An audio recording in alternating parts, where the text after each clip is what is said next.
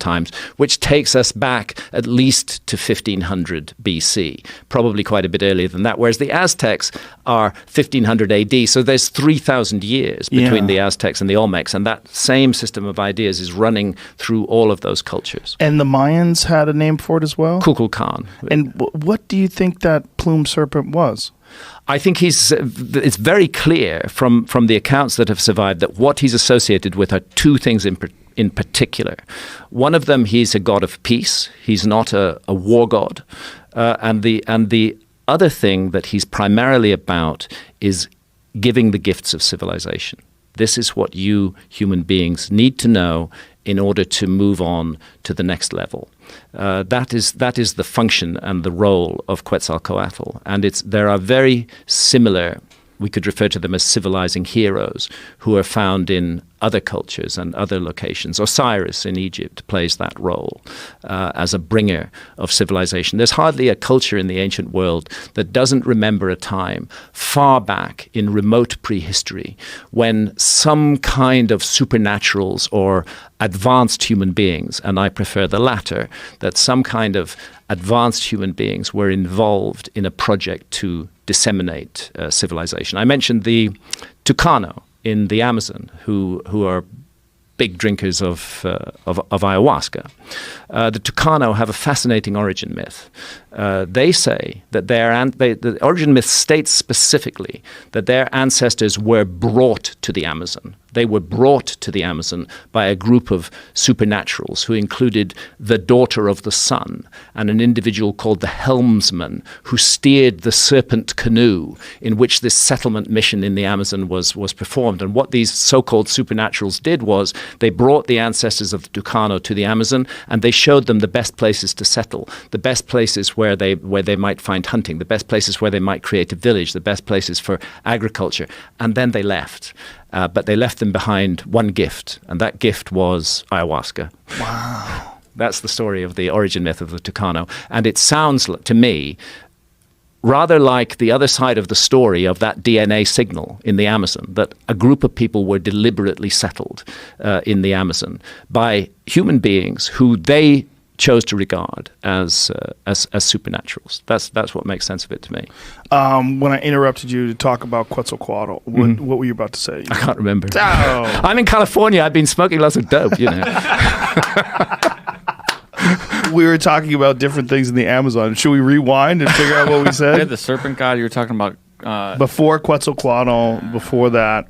I have another question. The Olmecs, you were talking about the genetics of these people that live in Native Americans, that they vary widely. But the Olmecs seem to have very similar features, the thick lips, the wide noses. Why do we think that is? Well, this is part of a curious mystery that is not unconnected to the genetic mystery. It's been known by archaeologists for quite a long time that there are anomalous skulls in parts of Brazil, which appear to show very strongly Polynesian or African features, very much like the features that we see on the Olmec heads.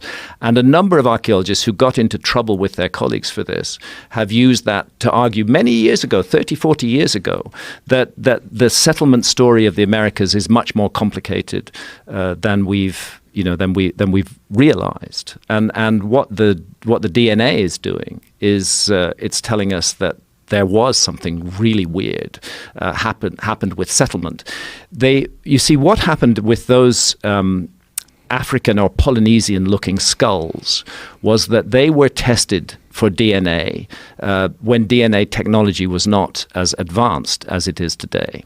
And what that DNA showed was that they were more closely related to modern Native Americans than they are to any other people in the world. So the notion that there was some connection with Polynesia or Africa was dismissed. But now that we have very firm evidence of an Australasian genetic signal, Australian Aborigines, Papua New Guinea, Melanesians, with those kind of features, now that we have the genetic evidence that is found in the Amazon, we have to go back to that old evidence and reconsider it. Wow. Yeah, I would love to find out what that is. They've always fascinated me. The Olmecs, it's always been such a strange image, the large heads with the helmets on them, and how do they universally look like that? I mean, all of the features are very, very similar. Wow. They're very, very, very similar. And always with the helmets. And almost always, I won't claim that every single Olmec head has a helmet of it, because I think I've seen one that didn't. It's quite a while ago since I explored the Olmec area. But what's fascinating about them is they are supposedly the first high civilization of Central America, that they create structures on a massive scale, that you can see connections between them and the later Maya. That whole mystery of the Mayan calendar was clearly inherited from the Olmecs. It wasn't something the Maya made up. The Olmecs used that same symbolism. So the Mayan calendar is actually an Olmec calendar. And if we then consider the possibility that the Olmecs may just be the latest, the earliest surviving manifestation of that calendar, it could go back much further than that.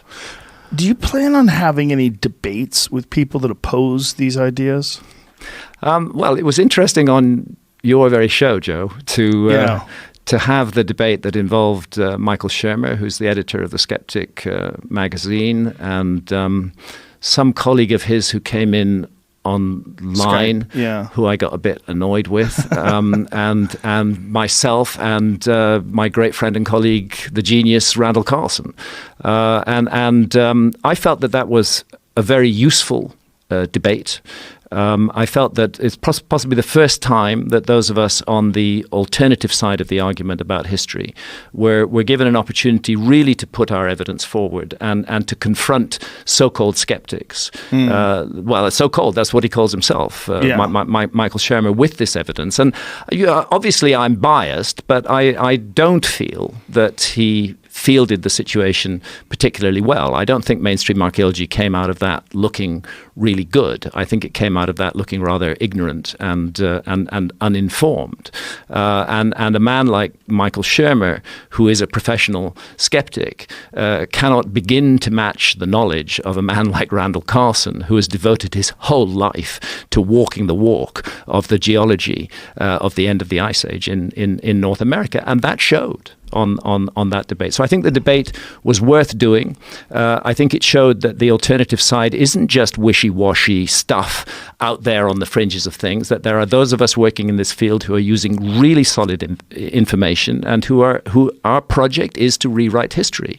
And we're not going to do that with slight information. It has to be solid information. I think we had the opportunity on your show to say that solid information is there. I'm not claiming it was a complete victory for the alternative side. Michael Shermer is a smart guy, and he put forward some good arguments too. And there were constructive aspects of that debate, which I appreciated. I'd like to